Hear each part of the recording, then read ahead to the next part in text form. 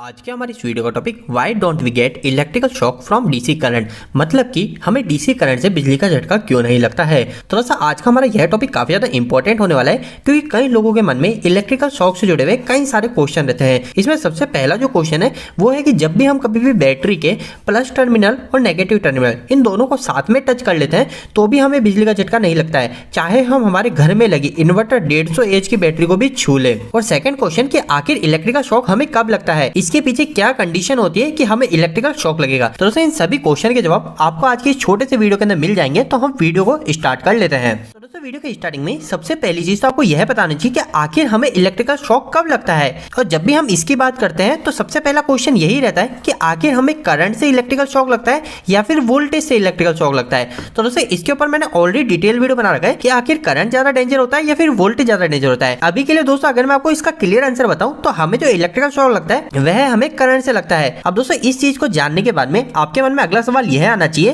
कि आखिर कितने करंट की वैल्यू से हमें इलेक्ट्रिकल शॉक लगेगा। अगर हम इसके उदाहरण की बात करें तो जैसे कि हमारी एक मोटर है, हमको पता है जब मोटर चलती है तो ये मोटर हमारी 5 एम्पियर करंट को लेती है। इसका मतलब यह है कि हमारी जो मोटर है उस मोटर की वाइंडिंग में से हमारा 5 एम्पियर फ्लो होता है, तभी हमारी ये मोटर रन होती है। तो अब हम ये एक इंसान है, हमारे अंदर से कितना करंट निकलेगा, कितने करंट की वैल्यू निकलेगी, तब हमको करंट का झटका लगेगा। तो इसका जवाब आप इस लिस्ट के अंदर दे सकते हो। इसके अंदर यहाँ पे करंट मतलब कि एम्पियर की वैल्यू लिखी हुई है और यहाँ पे ह्यूमन का रिएक्शन लिखा हुआ है कि आखिर इतना करंट फ्लो होने से हमारे ह्यूमन की बॉडी में क्या फर्क पड़ेगा। तो यहाँ पे मैं आपको बता दूं, सबसे पहले लिखा है 0.001, इसका मतलब है 1 मिली एम्पियर। 1 मिली एम्पियर का मतलब क्या होता है, 1000 मिली एम्पियर बराबर होता है हमारे 1 एम्पियर। तो 1 एम्पियर का 1000वां हिस्सा अगर हमारी बॉडी के अंदर से निकल जाएगा तो इससे क्या होगा, तो इस 1 मिली एम्पियर से हमें कुछ भी नहीं होने वाला, यहाँ तक कि हमें कई कंडीशन में इलेक्ट्रिकल करंट महसूस भी नहीं होगा कि हमारी इस बॉडी में से करंट निकल रहा है। इसके बाद में सेकंड चीज आती है, अगर हमारी बॉडी के अंदर से 5 मिली एम्पियर करंट फ्लो हो जाता है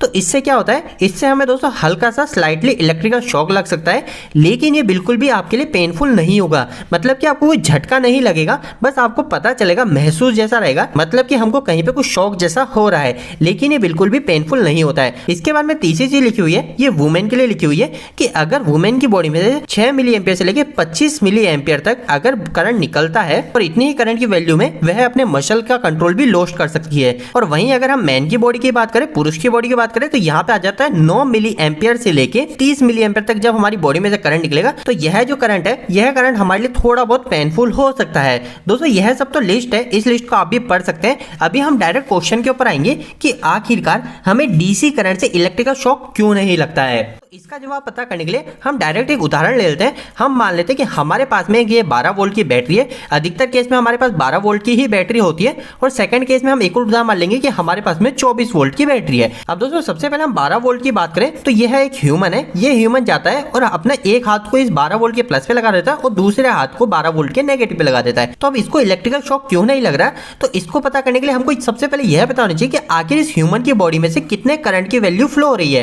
क्योंकि हम सभी को पता है अगर इसकी बॉडी में से 5 मिली एम्पियर से कम करंट फ्लो होगा तो इसको पता भी नहीं चलेगा। अगर 5 एम्पियर से ज्यादा करंट फ्लो होता है तो यहाँ पर अलग अलग कंडीशन हो सकती है कि आखिर कितने मिली एम्पियर में इसे कितना झटका लगेगा।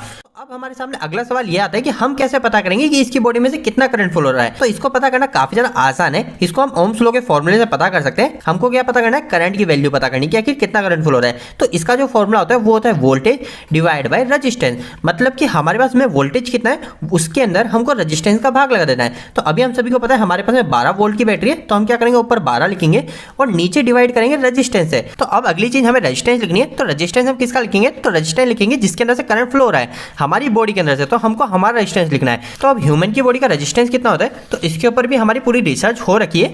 इसमें यहाँ पे लिखा हुआ है हमारे पास में 2 कंडीशन होती है, एक होती है ड्राई कंडीशन।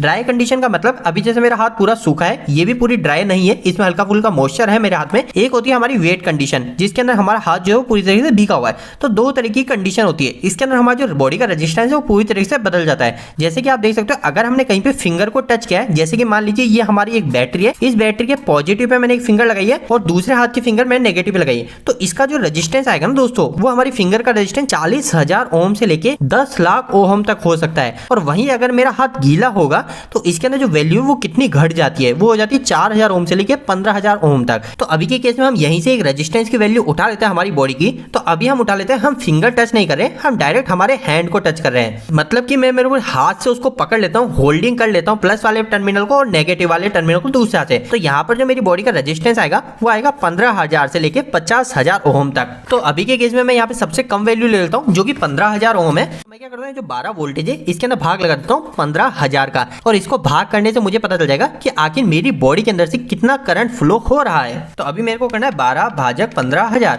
और इसको करने के बाद में मेरे पास जो वैल्यू आती है वो आती है 0.0008। तो मैं इस वैल्यू को यहाँ पे लिख लेता हूँ जो कि है 0.0008। तो दोस्तों यहाँ पर ये जो वैल्यू है ना 0.008, ये हमारे 1 मिली एम्पेयर से भी कम है। 1 मिली एम्पेयर क्या होगा, वो होगा 0.001, लेकिन यहाँ पर वैल्यू हमारी 1 मिली एम्पेयर से भी कम आ रही है। अब हम वापस से हमारी इस लिस्ट के अंदर आके देख लेते हैं कि अगर हमारी बॉडी के अंदर से 1 मिली एम्पेयर से भी कम करंट फ्लो होता है या 1 मिली एम्पेयर होता है तो क्या होता है।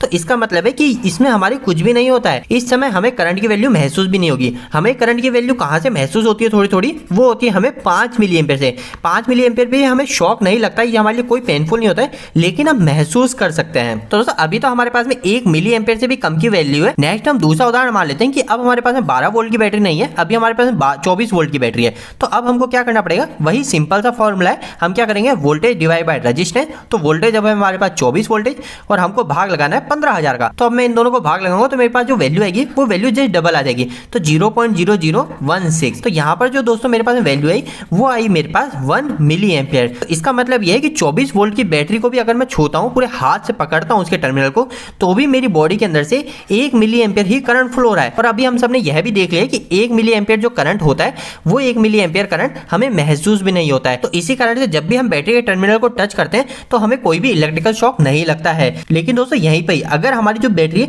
ये काफी ज्यादा वोल्टेज की हो जाती है, हम कई सारी बैटरी को आपस में सीरीज में जोड़ के यहाँ पर हम उसके 220 वोल्टेज बना देते हैं, तो उसके बाद में क्या होगा, उसके बाद में हमें इलेक्ट्रिकल शॉक लगेगा। क्यों लगेगा, तो उसको अभी हम इस फॉर्मूले से देख भी सकते हैं। तो काफी सिंपल चीज है, हम क्या करेंगे, वोल्टेज डिवाइड बाय रेजिस्टेंस करेंगे, जिससे हमें पता चल जाएगा हमारी बॉडी में कितना करंट निकलेगा। तो मैं क्या करूंगा, 220 वोल्टेज और यहाँ पे रेजिस्टेंस कितना है, तो है 15,000 रेजिस्टेंस। तो अब मैं इन दोनों को डिवाइड कर देता हूँ, तो 1 0 से 1 0 कट गया। अब मैं 22 के अंदर 1500 का भाग लगा देता हूँ, तो 22 भाजक 1500, और मेरे पास जो वैल्यू आती है वो आती है 0.0146। मतलब कि मेरे पास जो अभी वैल्यू आ गई दोस्तों वो आ गई है 0.014, मतलब कि 14 मिली एम्पेयर। और अब हम हमारी लिस्ट में देख लेते हैं कि आगे 14 मिली एम्पेयर करंट फ्लो होने से हमारी बॉडी में क्या होगा। तो यहाँ पे जो लिस्ट आती है वो आती है कि हमारे अगर 9 मिली एम्पेयर से लेके 30 मिली एम्पेयर तक अगर हमारी बॉडी में से फ्लो होता है करंट, तो इसका मतलब है ये हमारी बॉडी को फ्रीज भी कर सकता है। इसके अंदर हमको पेन भी होगा और साथ ही साथ हमको खुद की बॉडी को छुड़ाना थोड़ा मुश्किल रहेगा। तो यही चीज मैं आपको आज के इस वीडियो के अंदर बताना चाहता था। अब दोस्तों अगर मैं इस पूरी वीडियो को एक छोटी सी लाइन में क्लियर करूं तो सिंपल सी बात यह, हमें डीसी करंट से भी इलेक्ट्रिकल शॉक लगता है और एसी करंट से भी इलेक्ट्रिकल शॉक लगता है। हमें शॉक जो लगता है वो सिर्फ करंट से ही लगता है, चाहे वो डीसी का हो या फिर एसी का हो। अब कितने करंट से लगेगा, तो वह वैल्यू मैंने भी आपको दिखा दी है कि हमें 5 मिली एम्पियर के ऊपर का करंट महसूस होने लग जाता है। और हमारे लिए जो सबसे ज्यादा हार्मफुल होता है, जो हमें मार भी सकता है, वो होता है 30 मिली एम्पियर। मतलब कि 30 मिली एम्पियर के ऊपर का अगर आपकी बॉडी में से करंट जाएगा तो आपके लिए काफी ज्यादा डेंजर है, इतना डेंजर कि वो आपको मार भी सकता है। तो उम्मीद है कि आज की इस वीडियो के माध्यम से आपको कुछ हेल्पफुल जानकारी मिली होगी। आपको यह वीडियो कैसा लगा, इस वीडियो को लाइक करके जरूर बताएं। अगर आपका कोई भी सवाल इस वीडियो के प्रति या फिर इलेक्ट्रिकल जरूरत है, आप मुझे नीचे कमेंट बॉक्स में कमेंट करके पूछ सकते हैं। इलेक्ट्रिकल वीडियो अगर आप नहीं पसंद करते हैं, आज हमारे चैनल को सब्सक्राइब कर लीजिए। आज के लिए इतना ही, धन्यवाद।